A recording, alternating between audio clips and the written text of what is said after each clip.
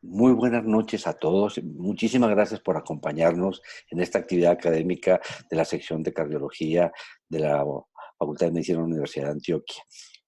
Con Yacid, que es fellow del programa de cardiología clínica en su segundo año, escogimos este artículo. Él está rotando ahora por hemodinámica y creo que es un artículo que lo motiva mucho porque él todos los días está analizando las arterias obstruidas de los pacientes que llegan con síndromes coronarios agudos, pero muchas veces se lleva la sorpresa de que a pesar de ser un cuadro clínico muy característico, al momento de hacer una arteriografía coronaria se encuentran esas coronarias epicárdicas sanas y este artículo nos puede motivar mucho a reflexionar sobre una serie de cuadros clínicos que seguramente nos van a permitir entender un poco mejor la fisiopatología de este tipo de problemas. Así que adelante, Yesid, y muchas gracias por asumir este reto. Adelante, Yesid. Hola, muy buenas noches a todos y gracias por su fiel compañía en nuestra actividad. Bien, el día de hoy vamos a desarrollar un artículo de un tema que a mí particularmente se me ha hecho muy apasionante desde que lo conocí y es el concepto de MINOCA. Entonces, en la noche de hoy vamos a presentar ese artículo. El artículo originalmente fue lanzado en el año 2019, pero su publicación formal se realizó hace unos días, máximo una semana, en el en el European Heart Journal. Y es un artículo interesante porque nos permite conocer, o lo que intentó indagar fue mirar cuál es el pronóstico de los pacientes que tienen infarto agudo del miocardio sin lesiones obstructivas en las arterias coronarias y lo comparó con aquellos pacientes que tenían síndromes coronarios y lesiones epicárdicas obstructivas. Y es interesante por algunos aspectos que ya les voy a mencionar. Esto se centró en una población del Medicare, que como sabemos es uno de los sistemas como de salud más fuertes en Estados Unidos. Solamente para darnos como un vistazo de a qué nos vamos a enfrentar, entonces, como no sé si todos están familiarizados con el término MINOCA, esta es una denominación relativamente reciente que se está trabajando hace más o menos unos 5 años aproximadamente que se denominó de esta forma, y el MINOCA es la forma en inglés de denominar los infartos agudos del miocardio sin lesiones coronarias obstructivas. Antes como que no se habían aglomerado en este término, entonces se hablaba de pacientes con infartos sin lesiones coronarias, en fin, pero se hizo como más o menos desde el 2015 diferentes revisiones y diferentes consensos para llegar a este término. Entonces, ¿qué pasa con el MINOCA? Como es una entidad relativamente reciente, uno de los motivos para darle como un nombre fue motivar el desarrollo de investigación en este campo específicamente y sobre todo alertar a los clínicos para entender que este grupo de pacientes tenía un perfil clínico y unas características demográficas diferentes. Todo esto se ha asociado, digamos, según las diferentes organizaciones, le han dado una caracterización un poquito diferente. Este artículo, que es muy reciente y es de la AJA, intenta agrupar algo que se denomina como entidades con troponina positiva, pero sin lesiones coronarias obstructivas. Y como pueden ver, es un conjunto que a su vez está formado por 3 subconjuntos donde se incluyen los trastornos miocárdicos, cuyo principal representante es la miocarditis, la cardiomiopatía de Takotsubo, otras cardiomiopatías, enfermedades no cardíacas que también pueden llevar a la elevación del biomarcador, como una embolia pulmonar o como la disfunción renal, y denomina MINOCA a aquellas entidades sin lesiones coronarias obstructivas, pero que dentro de su fisiopatología está el concepto de infarto agudo del miocardio. Y esto lleva a diferentes causas etiológicas, tales como la disección coronaria espontánea, la disrupción de la placa, que se da a nivel casi que podríamos denominarlo microscópico y que no necesariamente lleva a un evento trombótico como tal, el espasmo coronario, la disfunción microvascular, que era algo que mencionábamos ahora, o el embolismo que comprometa las arterias coronarias. Entonces, digamos que esto es grande el grupo que conformará el MINOCA. ¿Por qué es importante esto y por qué hago esa diferenciación?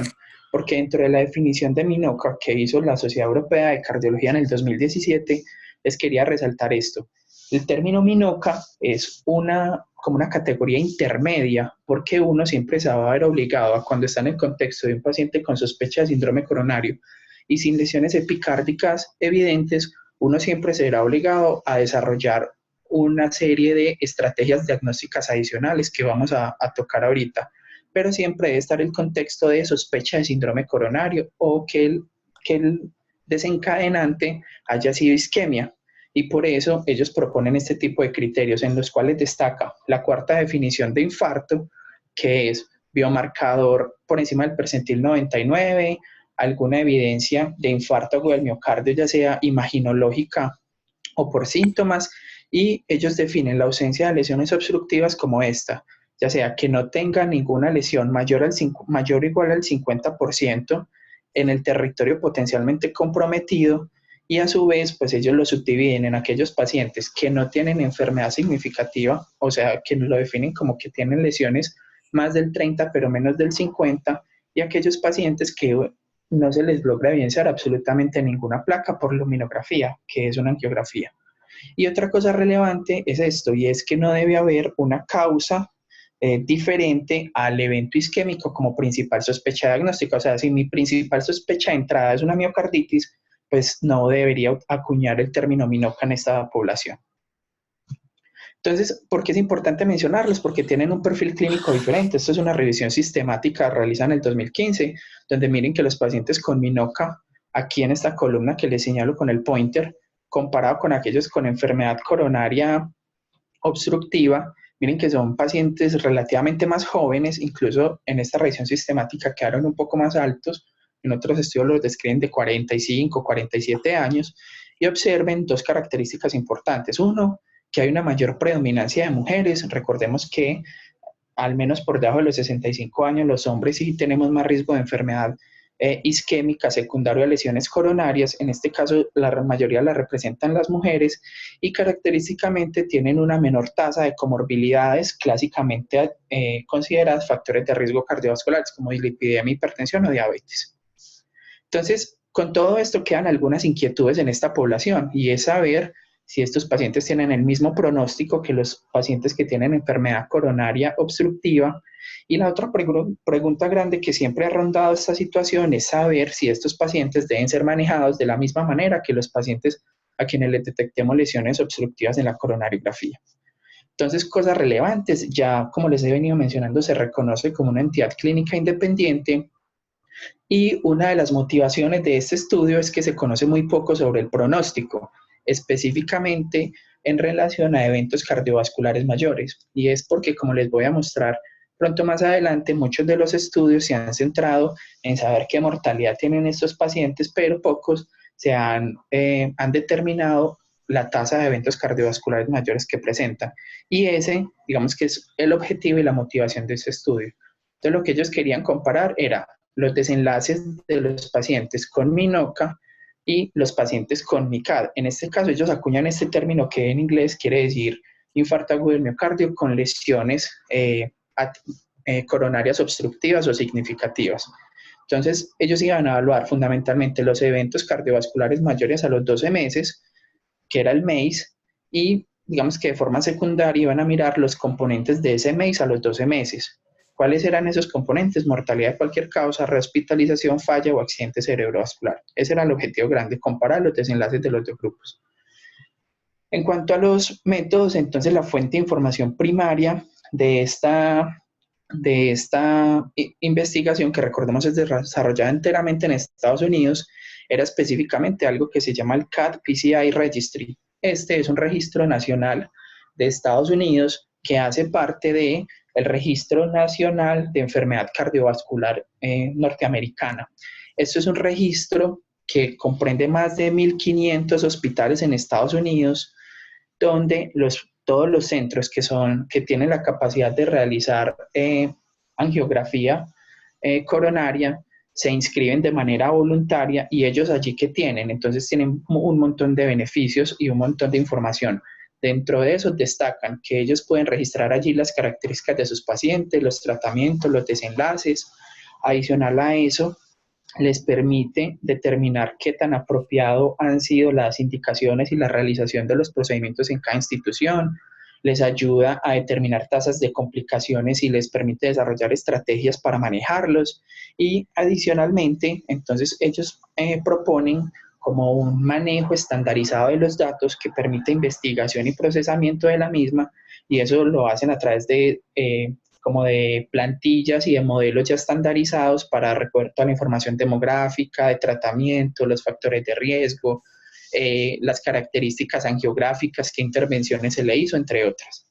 De eso, hay varias versiones. Ellos mencionan que usaron la versión 4.0 y toda esta investigación fue aprobada por el comité académico de la Universidad de Yale. Entonces se basó en un registro de información fundamentalmente de cateterismos. Este Registro Nacional de Enfermedades Cardiovasculares contiene un montón de otros subregistros. Este es uno de ellos, pero hay pacientes de falla cardíaca, hay pacientes de urgencias y dolor torácico, en fin. Entonces es como un sistema muy completo de información de la cual ellos pueden sacar muchas variables. Adicional a este, que es el CAT-PCI, ellos iban a utilizar como una segunda fuente de información y era una base de datos que se denomina la CMS y es esta, la base de datos administrativos del Medicare y del Medicaid. Se dice que esta es una base de datos de reclamaciones clínicas donde están metidos todos los pacientes mayores de 65 años y allí ellos tienen consignada toda la información clínica, tanto demográfica como de factores de riesgo y tienen consignada todas las hospitalizaciones que han tenido los pacientes inscritos y que sean mayores de 65 años. Mencionan que esta fuente de información es anónima y una cosa bien interesante es que esta segunda base de datos permite el seguimiento a través del tiempo y por lo tanto permite establecer si el paciente se ha vuelto a rehospitalizar y permite establecer una fecha exacta de muerte, que era, digamos, desenlaces importantes que iban a mirar nuestros investigadores. Entonces, ¿qué pacientes? ¿Cómo se hace la selección de pacientes? Entonces, todos los pacientes debían estar incluidos en el CAT-PCI y se iba a tomar un periodo de tiempo entre julio del 2009 y diciembre del 2013. ¿Qué pacientes tomaron? Se dice que se iba a tomar la primera visita de cada paciente donde tuviesen codificados el diagnóstico de síndrome coronario e iban a tomar los pacientes tanto con síndrome coronario como pacientes con síndrome coronario sin elevación del ST.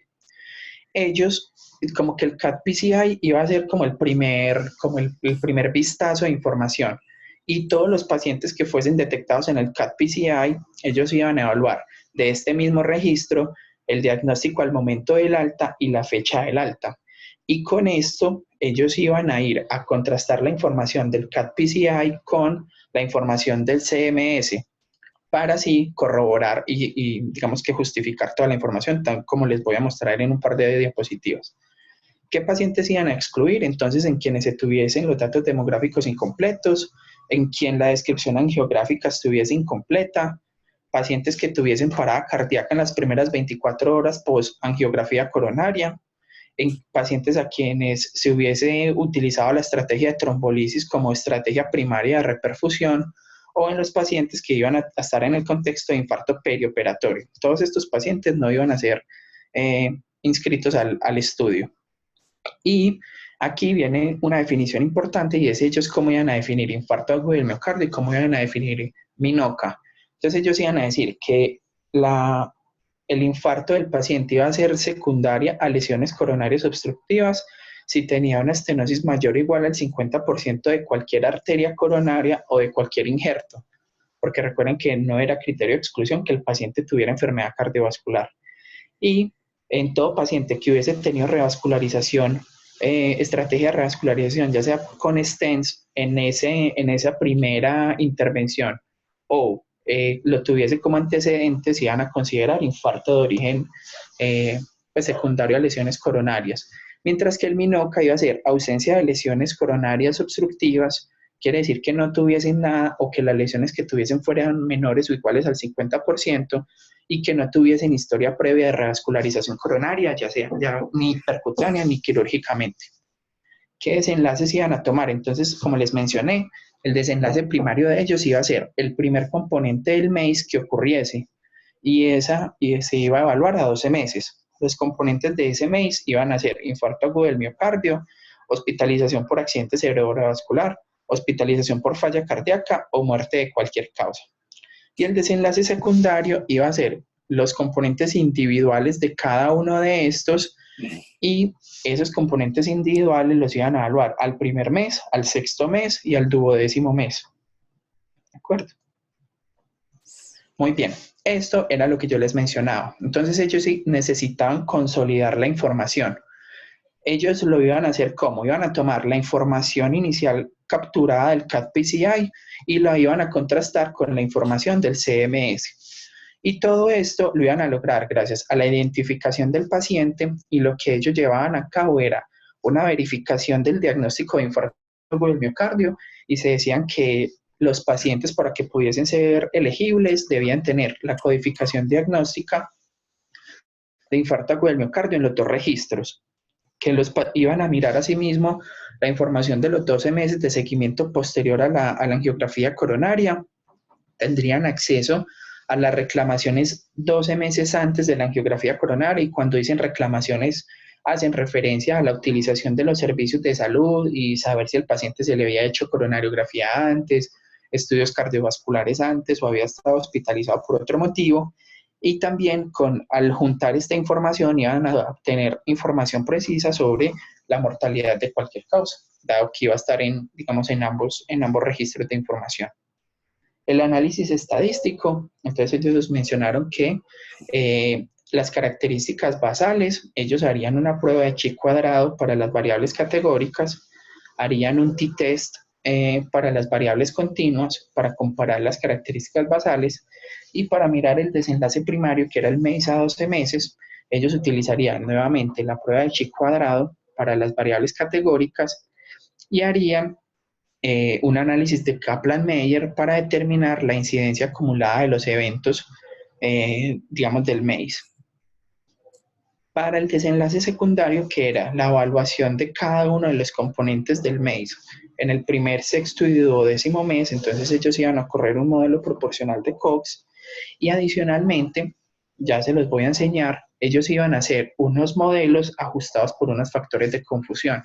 Y esos modelos se ajustarían por algunas variables demográficas, por las comorbilidades de los pacientes y por los factores de riesgo cardiovasculares. Todo esto lo iban a expresar con HRs y con intervalos de confianza del 95%.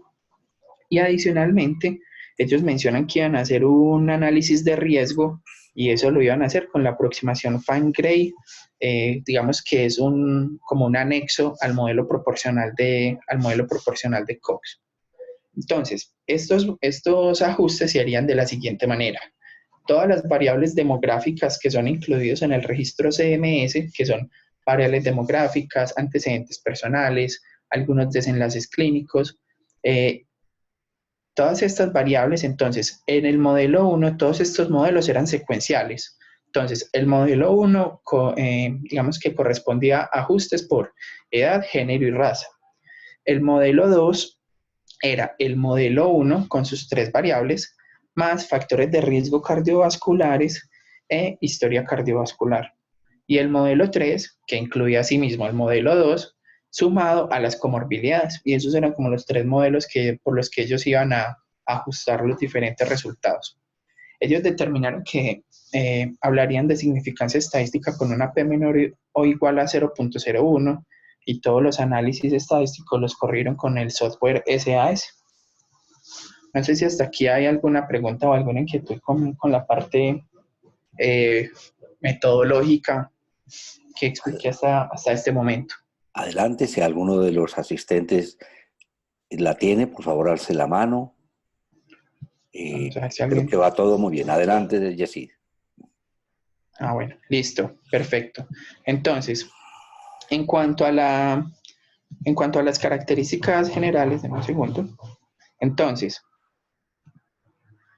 de una muestra inicial que incluyó todos los pacientes que fueron dados de alta con el diagnóstico de infarto agudo, ya fuese con o sin elevación del ST y que fuesen mayores o iguales a 65 años, se documentaron 677.106 pacientes, o sea, una muestra supremamente grande. De estos, ellos empezaron a ejecutar cada uno de los criterios de exclusión y así observen que, por ejemplo, una causa muy importante de eliminación de los pacientes es que no se encontraba o no se hacía matching de la información entre el CAT-PCI y el CMS, que era el segundo registro que se iba a tener presente. Otros pacientes fue que presentaron el infarto como complicación de la hospitalización, otros pacientes tuvieron terapia trombolítica. El caso es que observen que casi 677.000 pacientes, al final, después de aplicar todos sus criterios de exclusión, ellos quedaron con una muestra total de 286.780 pacientes.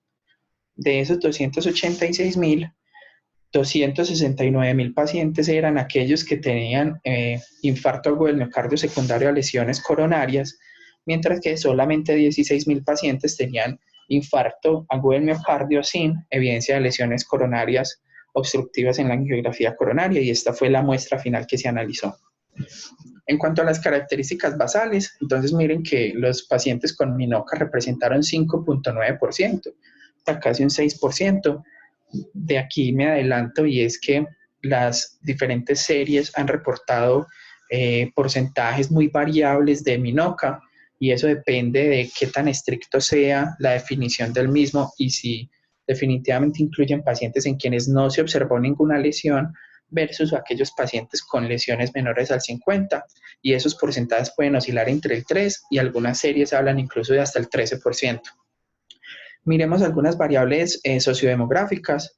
Recordemos que aquí los pacientes eran mayores de 65 años, entonces aunque los autores mencionan que los pacientes con MINOCA son un poco más jóvenes, pues cuando uno se va a los números absolutos se ve que en realidad estaban muy parejos, pero lo que sí llama mucho la atención, tal como se los había mencionado, es que observen que hay una predominancia muy importante de mujeres en el grupo de MINOCA, 77%, comparado con solamente 40% de aquellos que tenían enfermedad coronaria por lesiones estenóticas. Miren que en algunos antecedentes importantes, tales como la falla cardíaca, si habían tenido angina previa, siempre son menos frecuentes en los pacientes con MINOCA. Y una cosa que me pareció bien interesante era que me llamó la atención, y es que hasta el 15% de los pacientes en el grupo de MINOCA en teoría habían tenido infarto agudo del miocardio anterior, comparado con 18% de aquellos pacientes que tenían enfermedad coronaria. Y en cuanto a la presentación, hay una menor proporción de pacientes con MINOCA que se presentan como un infarto con elevación del ST, 13% versus casi 28%. En cuanto a las comorbilidades, resaltan dos cosas importantes.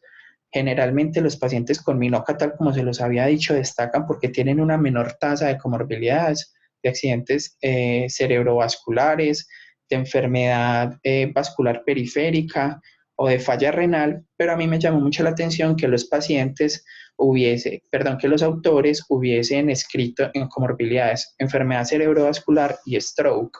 Entonces no sé si esta enfermedad cerebrovascular hace referencia exclusivamente a un SB hemorrágico y el stroke como al SB isquémico. Ellos no lo describen mucho allí, pero fue como el único análisis que él pude hacer, porque en caso de que estemos hablando específicamente de ACV isquémico, miren que las tasas en ambos grupos son similares, y esto es importante por algo que se encontró en los resultados finales de los pacientes. Como les mencionaba, en términos generales, ellos tienen menor tasa de comorbilidades, pero una cosa a resaltar es que hay un poco más de pacientes con antecedente de EPOC, y eso se relaciona con que en algunas series los pacientes con MINOCA se les ha encontrado mayor tasa de consumo de tabaco, pues de hábito de tabaquismo, comparado con aquellos que tienen enfermedad coronaria enfermedad coronaria estenótica. Eso en cuanto a las características basales. En cuanto a los resultados pronósticos, entonces recuerden que el desenlace primario era la evaluación del MACE a los 12 meses, y cuando nos vamos a mirar el MACE a los 12 meses, entonces observamos en línea roja están los pacientes con MINOCA, en línea azul los pacientes con enfermedad coronaria. Observen cómo después de un año las tasas de MACE son significativamente menores en los pacientes con MINOCA, 18 versus 27%, pero llamativamente siguen siendo unas tasas muy altas, comparadas incluso con la población general. Y ya vamos a ahondar un poquito más en eso. Cuando se miró específicamente la mortalidad de cualquier causa, esta misma relación se seguía manteniendo, teniendo mayor riesgo los pacientes que tenían enfermedad coronaria obstructiva, pero de nuevo seguían siendo tasas muy altas, casi el 12% al año de mortalidad de cualquier causa. Y cuando miramos la rehospitalización por infarto agudo del miocardio, probablemente aquí es donde se presenta la mayor diferencia, y es que los pacientes con Minoca se reinfartaron aproximadamente 1.3% por año versus casi 6% por año en aquellos que tenían lesiones angiográficamente significativas. Esto mismo se observó en la tasa de rehospitalización por falla cardíaca, pero miren qué llamativo que cuando miramos específicamente el accidente cerebrovascular, en este caso, tal vez fue el único ítem en el que los pacientes con Minoca tuvieron, si bien el riesgo pues es muy similar, numéricamente un poco más alto en los pacientes con Minoca versus los pacientes que tenían enfermedad coronaria significativa, y por eso les hacía énfasis en las características basales de ellos.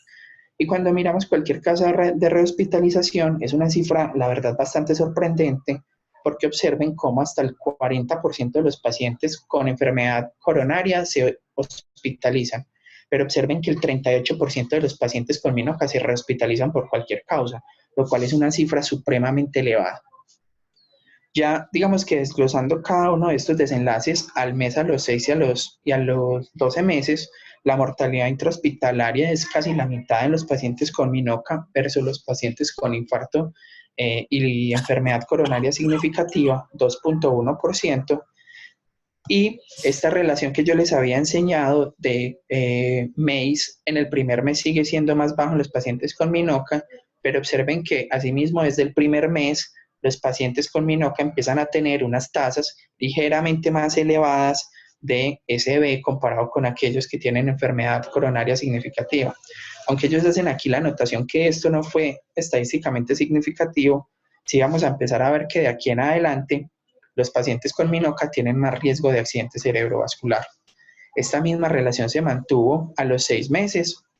Miren que el MACE aumenta exponencialmente, pasamos del 6 al 13% en los primeros 6 meses. Las tasas de rehospitalización por infarto agudo del miocardio siguieron siendo más bajas, pero observen que aquí nuevamente el accidente cerebrovascular es un poco más frecuente en los pacientes con Minoca comparado con aquellos pacientes con enfermedad isquémica. Y observen una cosa que a mí la verdad me sorprendió, y es que a los 6 meses 1 de cada 3 pacientes ya se había rehospitalizado por cualquier causa, lo cual es una cifra bastante, digamos que bastante desalentadora. Y cuando finalmente nos vamos a los desenlaces a un año, entonces aquí hay que estar atentos porque aquí como que a los editores se les trocaron los valores. Entonces, aunque aquí aparece N, en realidad este es el porcentaje. Miren que la mortalidad a un año, como les había mencionado, es del 18 versus el 27%, sigue siendo más bajo.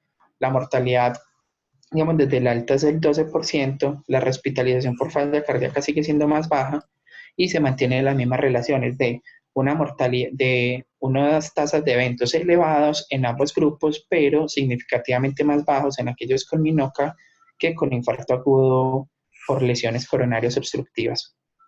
Y tal como les había mencionado, 38% de los pacientes al año ya se habían rehospitalizado, comparado con 40% de los pacientes con enfermedad isquémica.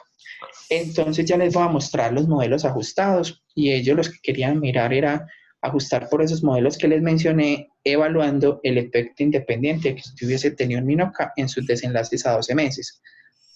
Ellos ponen muchas más figuras, pero aquí lo resumen todo. Entonces, cuando hacen los diferentes modelos ajustados, se dan cuenta que los pacientes con Minoca definitivamente tienen un mejor pronóstico y una menor tasa de eventos que los pacientes que tuvieron un infarto agudo del miocardio relacionado con lesiones coronarias significativas, pero esto no se cumple para el SB. Y una cosa bien interesante que les voy a mencionar más adelante en la discusión es que si bien hasta el momento yo les he dicho que el Minoca tiene menor riesgo que los pacientes con enfermedad coronaria, yo ya les quiero enseñar que este riesgo no es bajo y que de hecho es significativamente más elevado que aquellos sin ningún tipo de enfermedad cardiovascular. Entonces, ¿qué discusión hacen los autores? La primera, y que creo que es uno de los aspectos que más resalta este estudio, es que hasta el momento es la cohorte más grande de pacientes con minoca que se ha seguido, y sobre todo es un seguimiento prospectivo, que es una de las grandes ventajas, y evalúa eventos adversos cardiovasculares.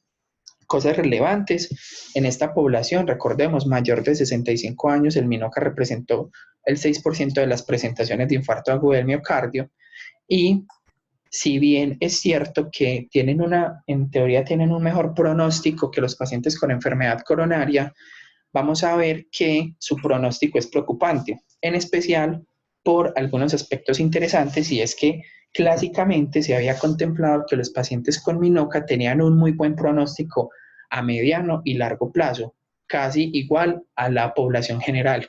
Pero lo que les acabo de arrojar contrasta dramáticamente con eso. Observen que 18% de los pacientes habían experimentado un evento cardiovascular mayor al año. Entonces es una cifra bastante preocupante. Entonces, ¿qué más les intento o cómo intento cambiar esa idea de que el minoca tiene un buen pronóstico? Entonces, aproximadamente 5% de los pacientes con minoca se mueren en el primer mes. Es una mortalidad muy elevada, incluso mucho más alta que la mortalidad hospitalaria en algunos casos de embolia pulmonar.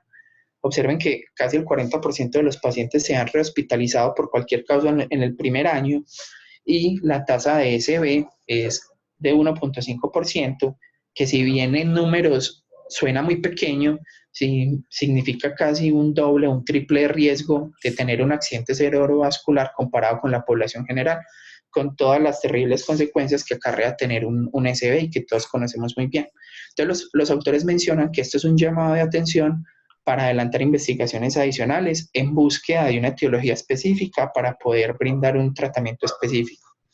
Ellos hacen algunos análisis en cuanto a la prevalencia, entonces en nuestro estudio fue el 5%, pero como les había mencionado, dependiendo de la serie que uno lea, puede ser del 11, del 10, del 13%, y ellos mencionan que probablemente aquí se explica por qué al tener una población mayor de 65 años, pues la probabilidad de que usted encuentre un minoca es significativamente menor comparado con aquellas series donde los pacientes son un poco más jóvenes, y esto es un aspecto bien interesante. De entrada, todas las series han identificado que las mujeres tienen mayor riesgo de presentar un infarto sin lesiones coronarias obstructivas, casi 5 veces más se ha determinado. Recordemos que en este estudio casi el 77% de los pacientes con minoca eran mujeres. Entonces esa relación se mantuvo a pesar de que era una población ya posmenopáusica, mayor y con otros factores de riesgo. Y para eso se han atribuido varios caminos fisiopatológicos: la pérdida de estrógenos endógenos, el uso de terapia de reemplazo hormonal, la disfunción microvascular tal como lo mencionábamos al inicio de la presentación, y el vasoespasmo, que digamos también se puede hacer más frecuente en las mujeres. Ellos adicionalmente comparan y mencionan que, apoyados en lo que les acabo de enseñar y en estudios pronósticos que se han desarrollado del 2013, 2015 para acá, entendemos que aquella idea de que el minoca acarreaba un buen pronóstico es definitivamente una idea errónea y que nosotros debemos sacarnos de nuestra cabeza. Entonces, cosas relevantes. La mortalidad a 12 meses es menor en el grupo con minoca comparado con aquellos que tienen enfermedad coronaria, pero observen que la mortalidad a un año sigue siendo de un 12% comparado con un 16%. Y una cosa bien interesante de este estudio es que esta mortalidad del 12.3% es probablemente una de las mortalidades más altas que se ha reportado en los pacientes con minoca, porque en otros estudios se ha reportado 5, 6, 7% de mortalidad a un año, y ellos mencionan que es una población más anciana que la recolectada en estudios previos. Adicionalmente, hacen un análisis bien interesante apoyándose en este estudio. Este es un estudio coreano donde en el 2011 se siguieron los pacientes con síndromes coronarios y enfermedad coronaria, pacientes con síndrome coronario sin lesiones obstructivas, y se comparó con pacientes con síndrome coronario y lesiones angiográficamente significativas. Entonces, ellos partieron los pacientes en 3 grupos. El grupo 1 era los pacientes que no tenían enfermedad angiográficamente significativa.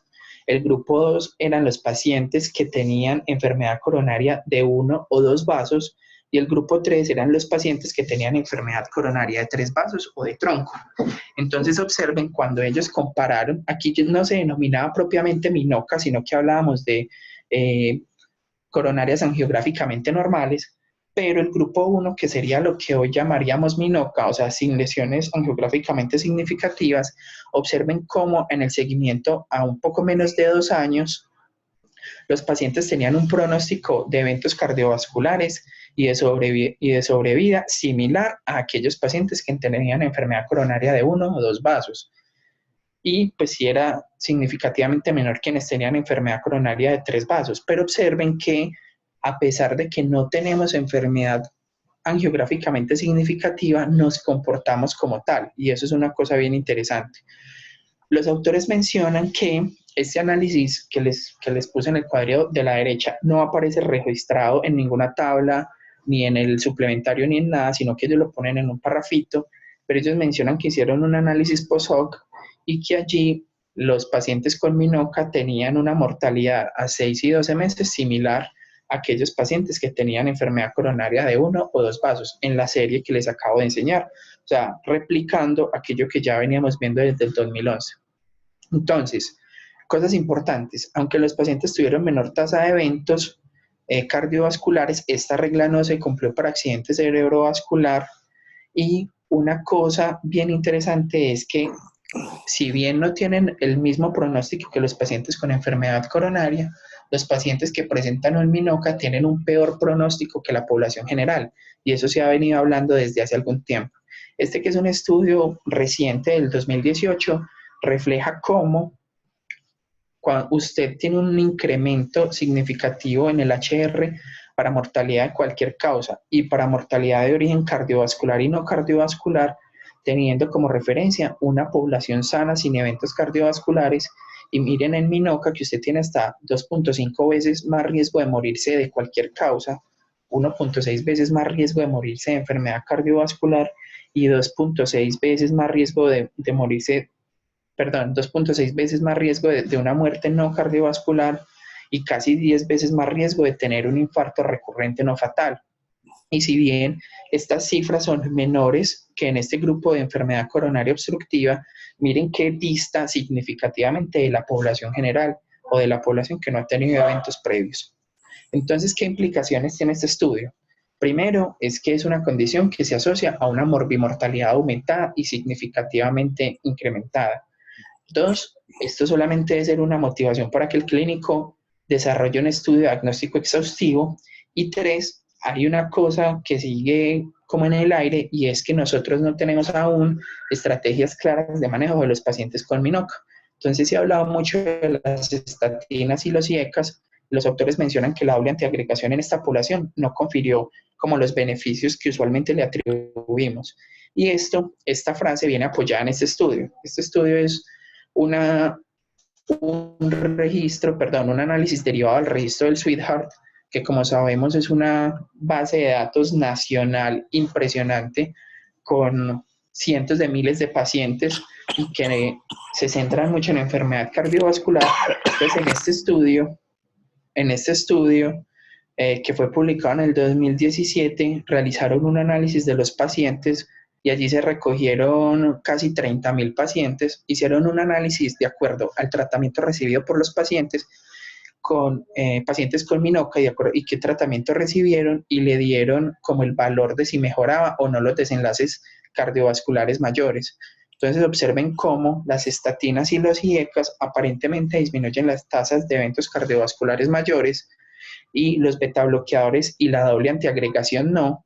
Pero hay que hacer una salvedad específica, y es que aquí se englobaron todas las etiologías de MINOCA, o sea, no se hizo una evaluación específica, sino que simplemente se cogieron los pacientes que tenían MINOCA. Pero digamos que apoyaban que es hasta el momento el registro más grande de terapia médica que podemos tener en esta población, la doble antiagregación dual por un año después del alta parece no conferir muchos beneficios en ellos. Sin embargo, pues esta información hay que tenerla con cuidado. Lo que sí se sabe es que cuando un paciente es identificado con MINOCA, tiene menor probabilidad de recibir lo que llamaríamos una terapia médica óptima, al menos una terapia médica óptima para enfermedad coronaria. es así como tienen menor probabilidad de recibir aspirina o estatinas al alta, y asimismo tienen menor probabilidad de recibir betabloqueadores o IECAS al momento de ser dado de altas. Y observen que este subanálisis también es arrojado del CAT-PCI, el mismo registro del cual nosotros basamos el estudio actual. A pesar de esto que les acabo de enseñar, en este documento muy reciente de la Sociedad Europea de Cardiología sobre disfunción microvascular e enfermedad cardiovascular, estas son las recomendaciones generales que ellos hacen de manejo de estos pacientes. Entonces dice, denles beta bloqueadores, denles IECAS o ARA2, y aquí están más o menos enumerados cuáles son los beneficios que pueden lograr de ellos. Denle estatinas y observen que llamativamente ellos dicen darle terapia antiplaquetaria a pesar de lo que es reportado por el registro sueco. Ellos mencionan, o digamos que cabe la anotación, y es que esto es basado en gran parte en recomendaciones de expertos, pero hasta el momento, al menos en este artículo, es la terapia que podría brindársele a estos pacientes. Entonces, ¿qué en el estudio? Son muy de 65 años, mencionan. Los mismos autores mencionan que como se trata de una cuenta de recobro, puede haber algún sesgo de codificación de diagnósticos, supongo que para poder hacer unas facturaciones más altas. Entonces eso puede alterar un poquito y sesgar la información. Miren que más o menos más del 50% de la muestra original fue excluida, o sea que implica que a pesar de que inicialmente tenía muchos pacientes, quedamos con un número pues que si bien sigue siendo muy grande, representa en porcentajes una disminución significativa. No evaluamos causa específica de muerte, y esto sí me pareció muy importante, y es que ellos se centraron en desenlaces de hospitalización y muerte, pero no hubo ninguna información sobre medicación, tratamiento, como para uno poder hacer algunas conjeturas específicas sobre relación entre esta medicación y los desenlaces.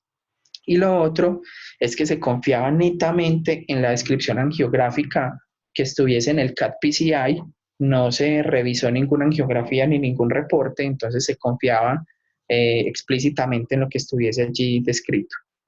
¿Qué conclusiones hacen los autores? Yo debo decir que las conclusiones me parecieron como un poquito tenues, pero entonces ellos dicen que los pacientes con Minoca tienen menor tasa de eventos cardiovasculares mayores a 12 meses comparado con aquellos que no tienen enfermedad coronaria obstructiva, pero en general muestran una menor sobrevida que la población general y sobre todo van a tener tasas muy altas de hospitalización.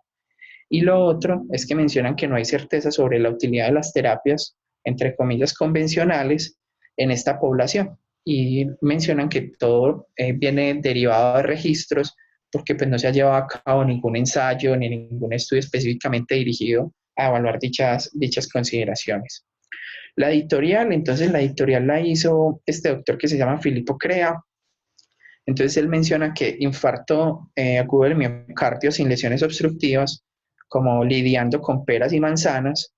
Filippo Crea es un autor que la verdad me sorprendió mucho. Él hace parte de la Universidad de Pisa y de la Universidad de Roma, y me sorprendió porque él es chairman en el grupo de la Sociedad Europea de Cardiología que se dedica específicamente a la fisiopatología coronaria y a la microcirculación. Entonces, cuando uno mira las revisiones, de hecho, en algunas de las revisiones que yo les enseñé del 2015 y del 2017, él es uno de los autores asociados. Entonces es digamos, una persona como bien importante que menciona, que hace la editorial. Entonces la editorial yo lo resumí así, él hace un resumen del artículo con sus resultados principales tal como se las enseñé. Él se lanza a felicitar a los autores porque menciona que es un estudio muy grande y que es un estudio, digamos, como novedoso en su desarrollo, pero le hace una crítica importante, y es que ellos no evaluaron el pronóstico de acuerdo a la etiología específica del Minoca, y esto se debe a que ellos no pusieron como criterio de inclusión el desarrollo de estrategias diagnósticas avanzadas, tal como les voy a enseñar, sino que simplemente el paciente hubiese sido rotulado como Minoca. Y tal vez lo que les tengo resaltado aquí fue la frase que más me impactó del editorial, y es que él menciona que usualmente los cardiólogos pierden el interés en los pacientes sin estenosis coronaria. Él menciona que durante como el contexto histórico de esta enfermedad, el hecho de no tener compromiso coronario epicárdico significativo hacía que se infravalorara la gravedad de la enfermedad de estos pacientes y que no se les hiciera un seguimiento tan riguroso. Entonces creo que es un llamado interesante para nosotros.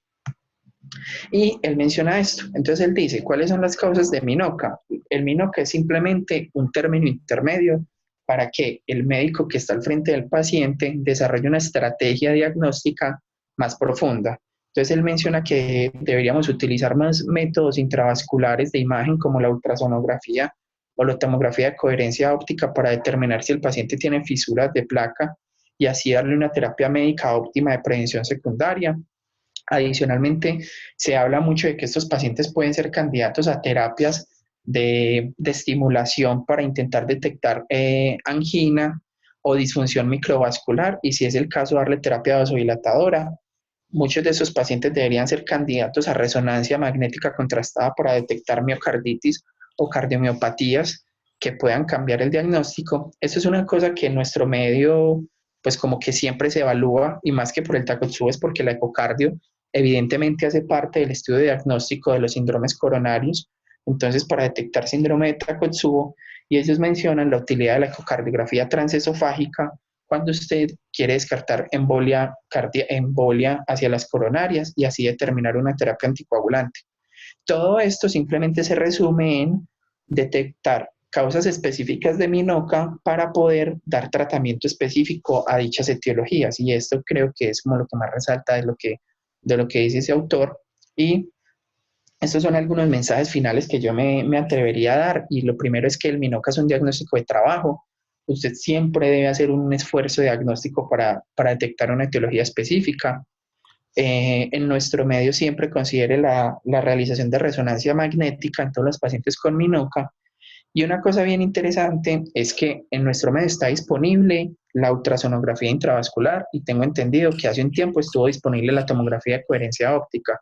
De pronto aquí no se limita mucho que son tecnologías costosas, que son tecnologías que yo creo que no están disponibles en todos los laboratorios de hemodinamia, pero pueden ser una herramienta invaluable al momento de evaluar, de mirar pacientes sin lesiones angiográficas y posteriormente a todo este enfoque diagnóstico, digamos, como aumentado, intente detectar una causa específica para poder dar un tratamiento específico. Y eso es lo que tenía para darles el día de hoy. Muchas gracias y quedo atento a comentarios e inquietudes que hayan surgido. Perfecto. Muchísimas gracias, Yesid, por la